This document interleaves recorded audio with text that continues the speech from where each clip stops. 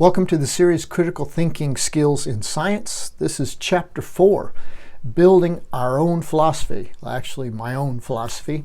This is session number 3.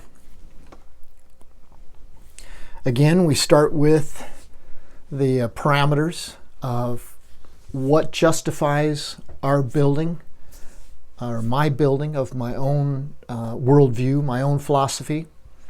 In Stephen Jay Gould's First Facts do not come to us as objective items seen in the same unambiguous way by all reasonable people. Theory, habit, prejudice, and culture all influence the facts we choose to observe and the way in which we perceive them.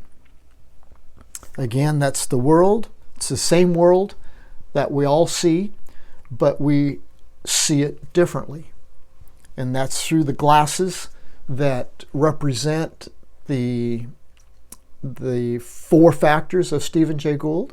Theory, habit, prejudice, and culture all influence what we see or how we interpret what we see, and therefore the squiggly lines represent our personal spin, our personal influence and bias on coming to the conclusion of what is the world like.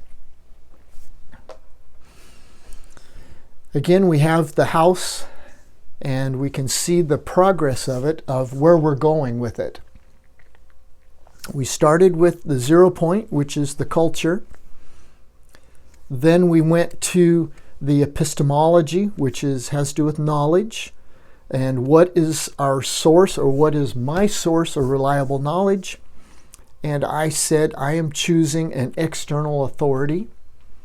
My external authority is God, as known through general and special revelation.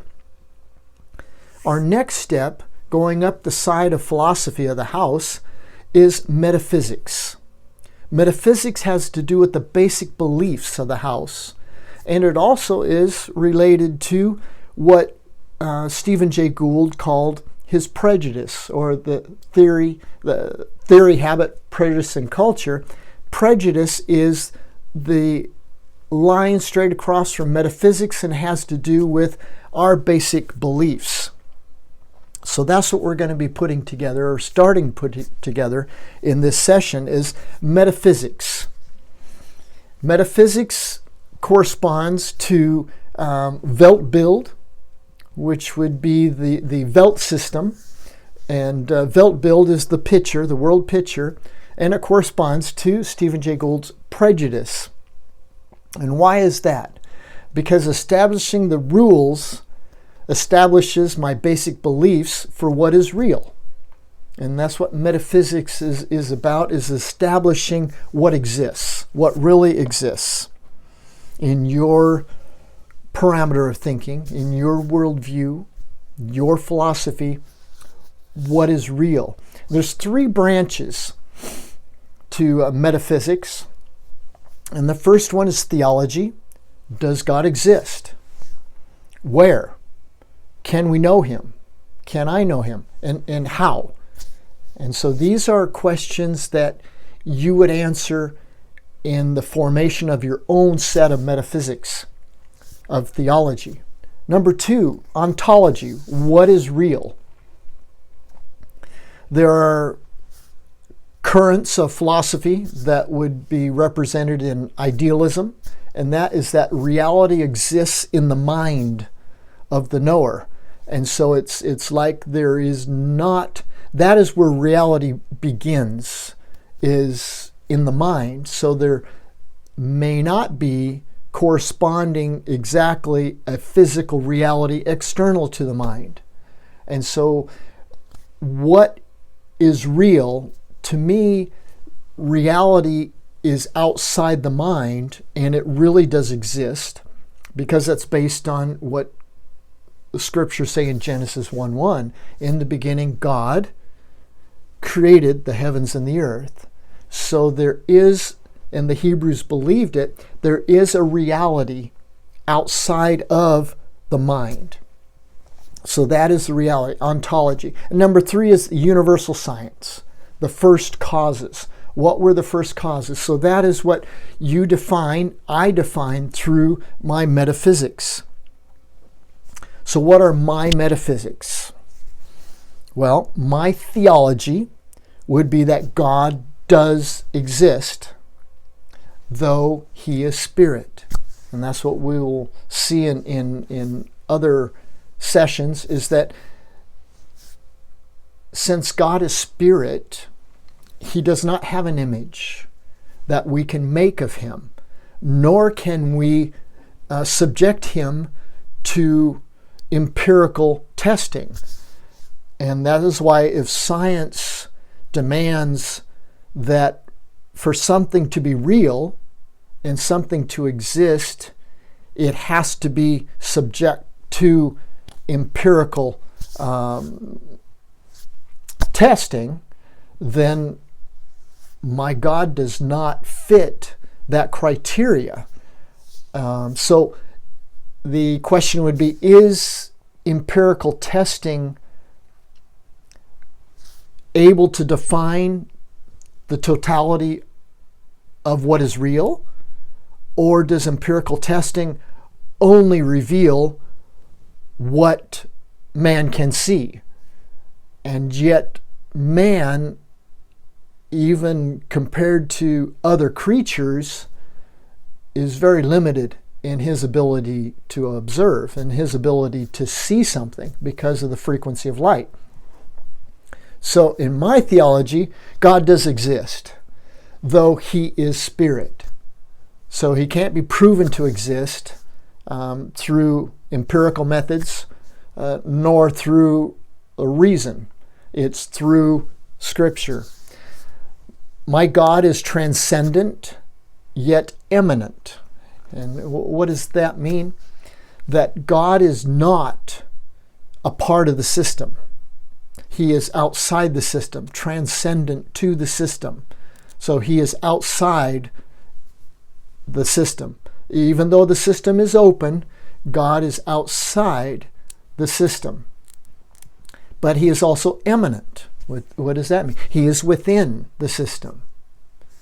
He is not a part of the creation, as some believe that the material aspects are or possess their God, like the rock, the moon, the stars, the hills, the plains.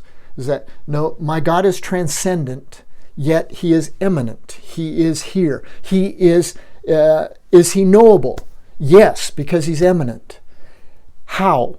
Through revelation, through general and special. Now, see, that's where what you have to define is that what are the characteristics if you believe in God? Where is your God? And how and when can you communicate with him? Now, all the different science models that we will look at have a different perspective of God. And that's what changes the science model, is that is God immanent 24/7? Or is God somebody that comes and goes from the system? Or is your God somebody that came at the initial start of the system, injected information, and then left the system again? And so that is defining who is your God, how does your God relate to you, to the system? Is he transcendent? Is he immanent? Is he 24/7 immanent and yet transcendent? Is he knowable? And how? All those questions, believe me, are answered in different ways by different seminaries, by different churches. So we need to specify what you do believe. And so I am being specific and saying my theology, God does exist, but he is spirit. He is transcendent, yet immanent. He is in the system. Is he knowable? Yes. Does he know about me? Yes. Does he know about my needs? Yes. Has he promised to care for them? Yes. Can he do that? Does he know the future? See, and that's kind of another area of our God, or your concept of God. There's a movement of kind of a broad theism that says that man has so much free will, and to exercise that, then God cannot control the future and does not know the future. And so I believe man has free will, therefore I am responsible, but God knows the future. And so, is he knowable? Yes. How? Through revelation, general and special. And for me, I believe that special revelation in a way continues in that God still directs me. I know that God confirms to me this way or that or this, whatever way or whatever need I have, is that if any of you lacks wisdom, then ask of God, who gives to all men freely. So I believe in a personal communication with God. There are several Christians that do not believe that. So what you need to specify, what do you believe about your concept of God under theology? We're Tim and Holly Nyquist, and again, those are the addresses if you'd like to communicate with us.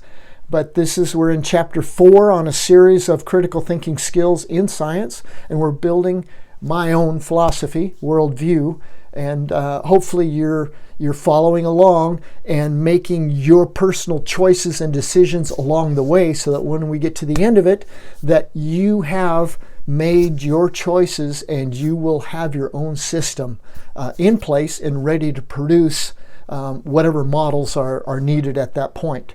This is session number 3 of chapter 4, Building Our Own Philosophy. Thank you again for accompanying me. Hope to see you in the next one.